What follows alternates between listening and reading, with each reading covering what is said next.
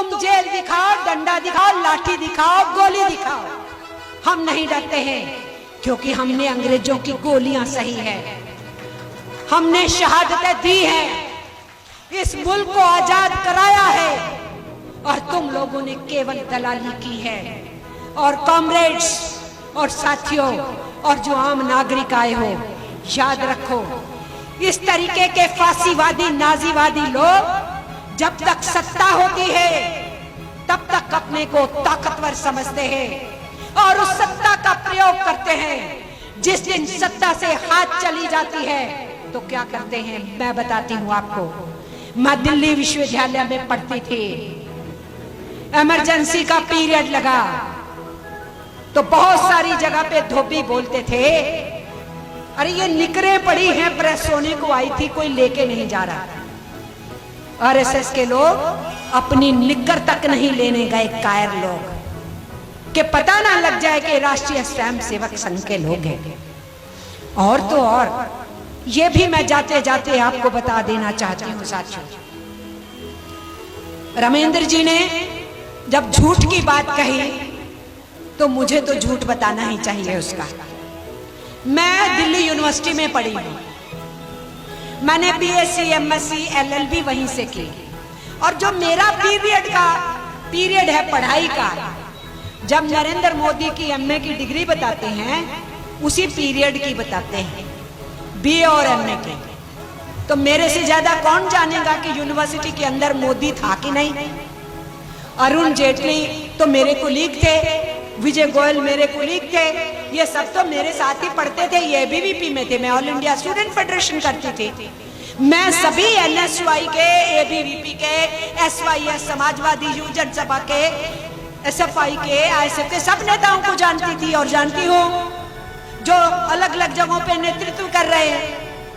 मैंने जितनी डिग्रियां पास की वो सारी हस्तलिखित है, क्योंकि उस जमाने में हाथ से डिग्री लिखी जाती थी। तो फिर नरेंद्र मोदी की डिग्री टाइप डिग्री कहां से आ गई, पूछिए इनसे ये पूछिए कि जब टाइप भी कराना था तो निकम्मो कम से कम सोच तो लेते। जो फॉन्ट टाइपिंग का कंप्यूटर पे फॉन्ट अभी हिंदुस्तान में दुनिया में आया भी नहीं था, वो डिग्री उस फॉन्ट में टाइप करके उनको दी गई है। तो झूठ की तो कोई सीमा नहीं है ना।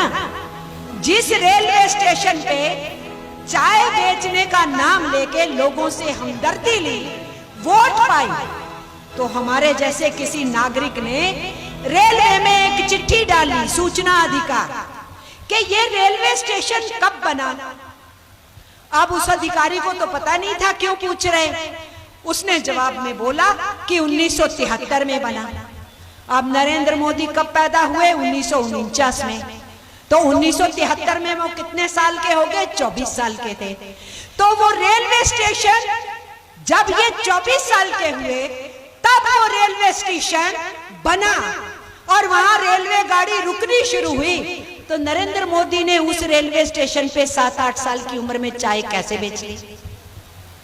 तो इसलिए झूठ के ऊपर अपनी तस्वीर बना के, इमेज बना के, मीडिया को इस्तेमाल करके, अपने मित्रों का इस्तेमाल करके कुर्सी हथियाने के बाद उन अडानीज और अंबानी के हवाले इस देश को किया जा रहा है। अंग्रेजों की दलाली के बाद आज अमेरिका की दलाली करके हिंदुस्तान को कमजोर किया जा रहा है।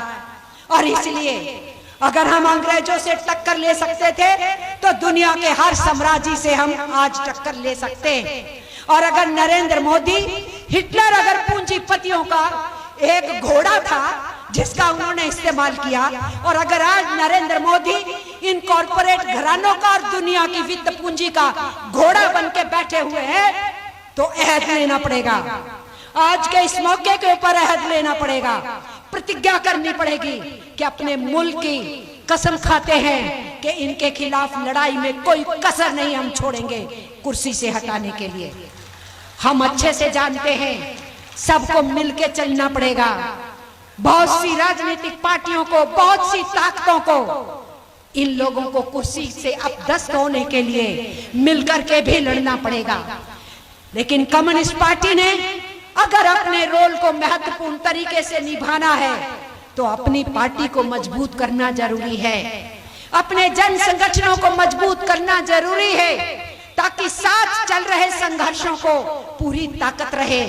वो अगर ताकत इस देश में ऐसे आंदोलनों को देनी है, ऐसे जन संगठनों को आगे बढ़ाना है, तो उसके लिए जरूरी है कि कॉमरेड सत्यनारायण बाबू को याद कर रहे हैं तो हम ये कह सकें कि हाँ, खगड़िया के अंदर हम पार्टी को किसी भी तरीके से पीछे नहीं जाने देंगे। उनका नाम लेते हुए, संघर्षों को याद करते हुए यहाँ पार्टी को मजबूत करेंगे। बहुत से जिला सचिव यहाँ बैठे हुए हैं, यही अहद और यही कसम कम्युनिस्ट पार्टी को पूरा करने की वो अपने अपने जिला में लेंगे। बिहार हमारे हिंदुस्तान के अंदर कम्युनिस्ट पार्टी के कार्यकर्ताओं के लिए हमेशा प्राइड रहा है, गर्व रहा है। यहाँ से केवल बापू गांधी ने ही चंपारण से आंदोलन नहीं शुरू किया था, यहाँ से कम्युनिस्टों ने भी आंदोलन को मजबूती देते हुए आजादी से पहले और आजाद हिंदुस्तान में बहुत कुछ देश के लिए निर्मित करने के लिए अपनी कुर्बानियां का रास्ता दिखाया था। इसलिए आज हमारे लिए जरूरी है कि हम इस चीज को समझें, याद रखें हम इस चीज को कि दो लड़ाइयां हैं हमारे सामने। पहली बात जो हमको कह देनी चाहिए, बेबाक रहना चाहिए और इस बात को आगे बढ़ाना है, सब पार्टियों ने बढ़ाना है अपने देश के संविधान की तरफ मद्देनजर रखते हुए, और वो है ये मुल्क हमारा सबका है। हम हिंदू हैं, मुसलमान हैं, सिख है, ईसाई है कि बौद्ध है कि जैनी है, आस्तिक है कि नास्तिक है, तुम कौन होते हो हमें बताने वाले? हम अपनी इबादत कैसे करें, हम अपनी पूजा कैसे करें, हम गुरुद्वारे में मत्था कैसे टेके, हम चर्च जाए कि नहीं जाए, ये कहना होगा, ये हमें कहना होगा। तुम कौन होते हो बताने वाले हम क्या खाएंगे और क्या नहीं खाएंगे, हम क्या पिएंगे और क्या नहीं पिएंगे, हम क्या पहनेंगे और क्या नहीं पहनेंगे? तुमको किसने ये अधिकार दिया? हमारा संविधान देश का हमें अधिकार देता है सब। तुम उस संविधान को बदले बिना फुल स्टॉप कॉमा अपना नया संविधान कौन सा लिख रहे हो?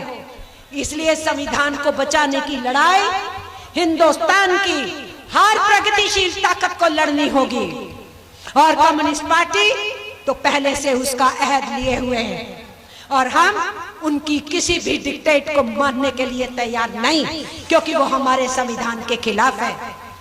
आज ही रास्ते में आते हुए मैंने देखा एक मैसेज आया, किन्हीं वकीलों ने हिम्मत करके नरेंद्र मोदी के ऊपर और उनकी टीम के ऊपर एक एफआईआर ठोकी है। अब वो जो एफआईआर ठोकी है, कितने दिन सरकार उसको चलने देगी हम नहीं जानते, पर हिम्मत की है ना, एफआईआर ठोकी है ना। बड़ी जल्दी आपके सोशल मीडिया पे आपको वो न्यूज मिलेगी जो मैंने अपने सोशल मीडिया पे आते हुए देखी।